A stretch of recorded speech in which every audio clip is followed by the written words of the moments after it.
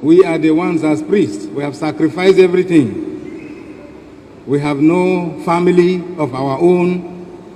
We have no children of our own. We have decided to offer up all in order to embrace everybody as our family, our children, our sons and daughters.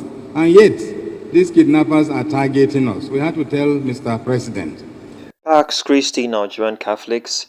Now, His Excellency the Catholic Archbishop of Abuja Archdiocese, Most Reverend Dr. Ignatius Kaigama, was at the Guardian Angels Police Chaplaincy Lugbe, Abuja for the launching or the commencement of the Lenten campaign, as is traditional in Catholic dioceses across Nigeria.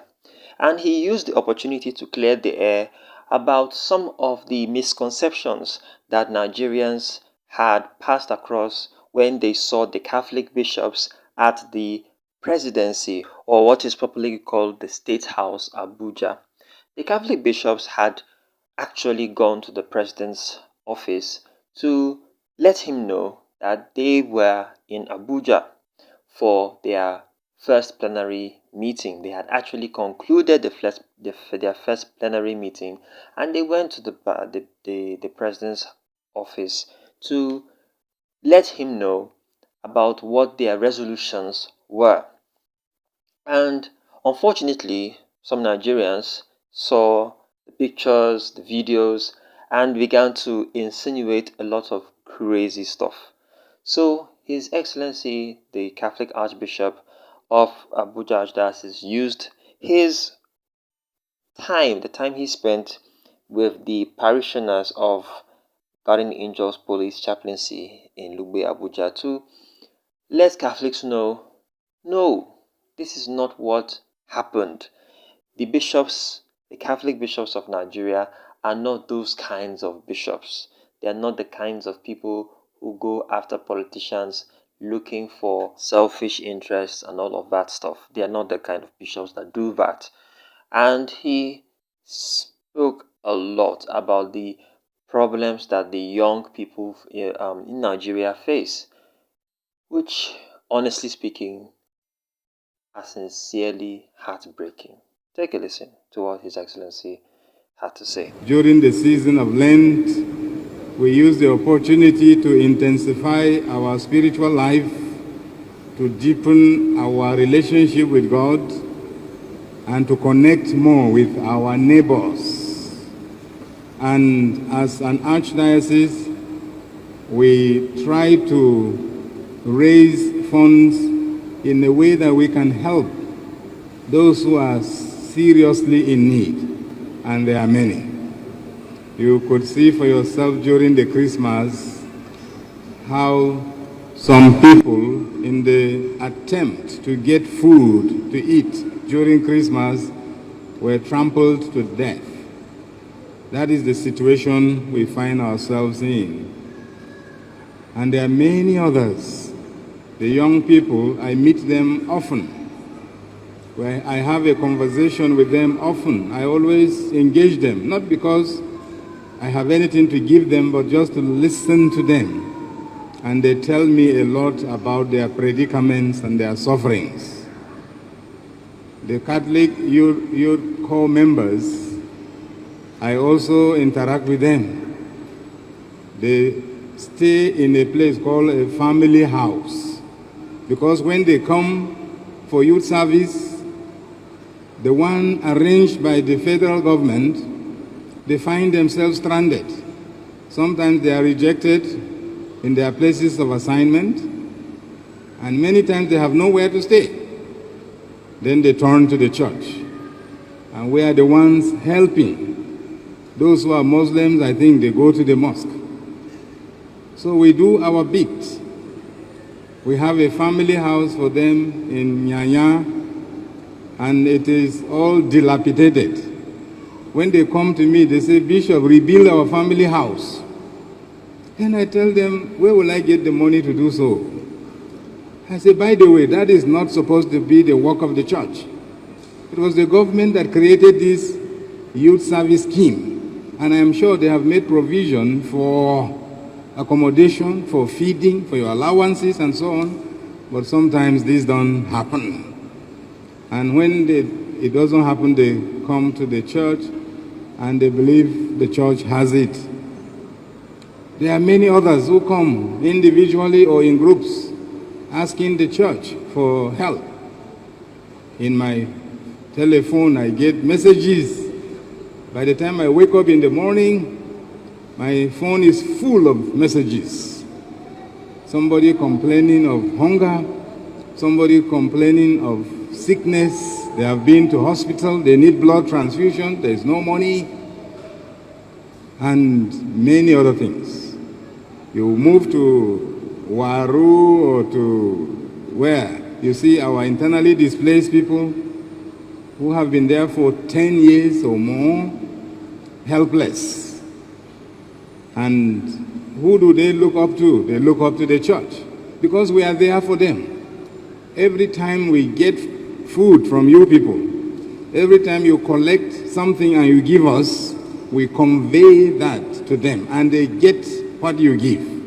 It's not whereby somebody hoards it and say we only give you a percentage. No, we give all of it to them and they appreciate it and they are very happy. We do that on your behalf, and this is because you are generous, and this is because you love your neighbor as Jesus has told us to love our neighbors. So we thank you all and we appreciate all you do. Please, could you clap hands for yourselves?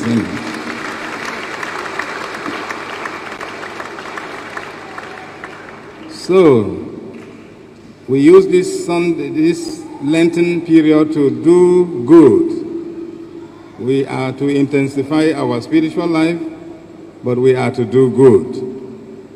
It is not enough to pray. It's not enough to fast. It's not enough to go to stations of the cross. You must be concrete. You must show concrete love to your neighbor. And this is what we are inviting you to join us to do collectively. Like Father Sani has told you, our youths are destabilized.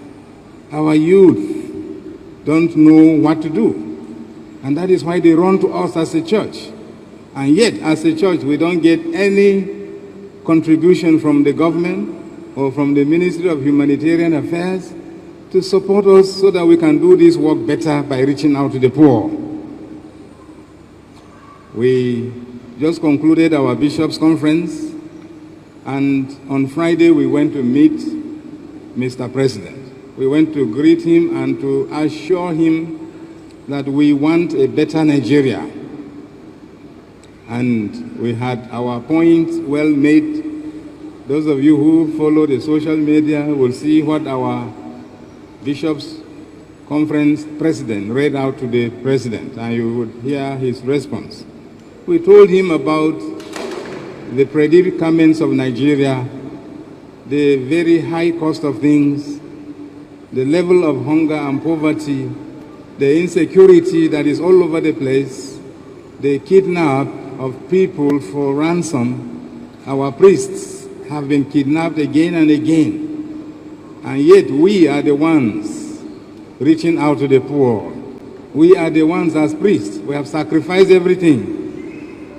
We have no family of our own. We have no children of our own. We have decided to offer up all in order to embrace everybody as our family, our children, our sons and daughters. And yet, these kidnappers are targeting us. We had to tell Mr. President. And he promised to do something about it. So we hope this will be done. Some cynical people, when they see us around Mr. President, they think that we have gone for this psychophancy. Some don't understand the Catholic bishops or the Catholic Church at all. We are not sycophants. We don't go to the presidency to beg for money. We don't go to any government to beg for money, not because we don't need money. If you give us money, we shall take it and use it for the people. For instance, we told Mr. President we have our university, we are setting up the medical school, and this is for the good of Nigeria. Why can't you help us? and he promised that he will help. Is that bad? So, but we don't go there for our individual intentions. Some people go to the presidency to look for contracts, to look for money for themselves. We don't do that as Catholic bishops. And you should know that. Those, when they see us in the presidency, think we have gone to look for money, they are people who have a bad mind. We are not those kind of bishops or pastors. I am sure you have seen some pastors in the presidency who you don't even know where they came from. Some have been there as bishops. We saw them for the first time and the last time because they didn't exist before, but they just became bishops overnight in order to go to the presidency. We are not that kind of people. We are not those bishops. We have been in existence for over 2,000 years, and we have been doing it. We have been praying. We have been telling the truth to those in authority, those in power. We don't go there to beg for anything for our individual interests. So please, let's join hands and work together for people who are feeling the terrible weight of the pains, the serious situation we find ourselves in. This photograph of Pope Francis has since gone viral. For the first time since his admittance to the hospital in mid-February, the Vatican released a photograph of Pope Francis. In the photo, the Pope is shown seated in a wheelchair, dressed in a cassock and a stole.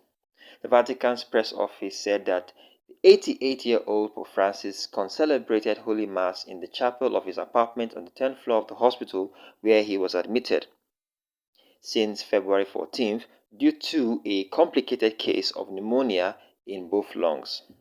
The Pope said, and I quote, "I am going through a time of trial and I join many sick brothers and sisters," end of quote. The Pope said also that while the body is weak, nothing can stop us from loving, praying, giving ourselves, and being there for one another in faith. The Pope also prayed for those injured by war in Ukraine, Palestine, Israel, Lebanon, Myanmar, Sudan, and the Democratic Republic of Congo. So prior to the release of this photograph, plenty people had been insinuating, asking questions. Oh, the Vatican has not released his photograph. Why has he not been seen since he was admitted in hospital since February 14th? They were insinuating a lot of crazy stuff. Hey, the Pope is alive and well. Yes, he's in hospital. He's recuperating. All we owe him is prayer. Okay?